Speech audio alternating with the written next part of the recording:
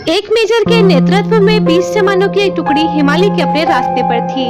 बेतहाशा ठंड में मेजर ने सोचा कि अगर उन्हें वहाँ एक कप चाय मिल जाती तो आगे बढ़ने की ताकत आ जाती, लेकिन रात का समय था इसलिए आसपास कोई बस्ती नहीं थी। 1 घंटे चढ़ाई करने के बाद उन्हें एक जर्जर चाय की दुकान दिखाई दी, लेकिन उस पर भी ताला था।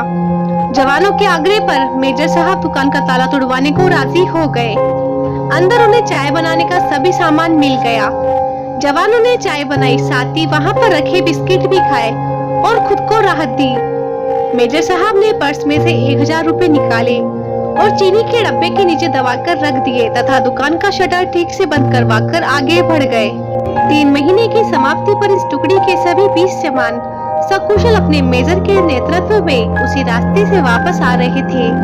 रास्ते में उसी चाय की दुकान को खुला देखकर वहाँ विश्राम करने के लिए रुक गए। उस दुकान का मालिक एक बूढ़ा चाय वाला था, जो एक साथ इतने सारे ग्राहकों को देखकर बहुत ज्यादा खुश हो गया और उनके लिए चाय बनाने लगा। तभी एक जवान बोला, बाबा भगवान को इतना मानते हो, अगर भगवान सच में होता तो फिर उसने तुम्हें इतने बुरे हाल में क्यों रखा हुआ है?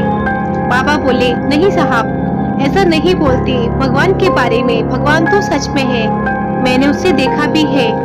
बाबा का आखिरी वाक्य सुनकर सभी जवान कौतूहल से बूढ़े की ओर देखने लगे। बूढ़ा बोला, साहब मैं बहुत मुसीबत में था।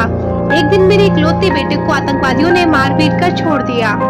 मैं दुकान बंद करके उसे हॉस्पिटल ले गया। मैं बहुत तंगी में था साहब, और आतंकवादियों के डर से किसी ने उधार भी नहीं दिया। मेरे पास दवाइयों के भी पैसे नहीं थे। उस रात साहब मैं बहुत रोया और मैंने भगवान से प्रार्थना की और मदद मांगी, और साहब उसी रात भगवान मेरी दुकान में खुद आए। मैं सुबह अपनी दुकान पर पहुंचा तो ताला टूटा देखकर मुझे लगा कि मेरे पास जो कुछ भी थोड़ा बहुत था वो भी सब अब लूट गया है। मैं दुकान में घुसा तो देखा 1000 रुपए चीनी के डब्बे के नीचे भगवान ने मेरे लिए रखे हुए हैं। उस दिन 1000 रुपए की कीमत मेरे लिए क्या थी शायद मैं बयान ना कर पाऊं, लेकिन भगवान है साहब। ये सुनकर वहाँ सन्नाटा छा गया। 20 जोड़ी आंखें मेजर की तरफ देख रही थी, जिसकी आंख में उन्हें अपने लिए स्पष्ट आदेश था, चुप रहो। मेजर साहब उठे, चाय का बिल अदा किया और बूढ़े चाय वाले को गले लगाते हुए बोले, हाँ बाबा, मैं जानता हूँ भगवान है और तुम्हारी चाय भी शानदार थी। उस दिन उन सब ने पहली बार मेजर की आंखों में चमकते पानी के दुर्लभ दृश्य का साक्षात्कार किया। तो दोस्तों, इस कहानी से हमें यही प्रेरणा मिलती है कि हमारी छोटी सी मदद किसी की जिंदगी में कितनी अहमियत रख सकती है, हमें इस बात का अंदाजा नहीं है। तो हमेशा दूसरों की मदद निष्फल भाव से करते रहो, भगवान भी हमारी सहायता करेंगे। तो दोस्तों, ये थी हमारी आज की कहानी।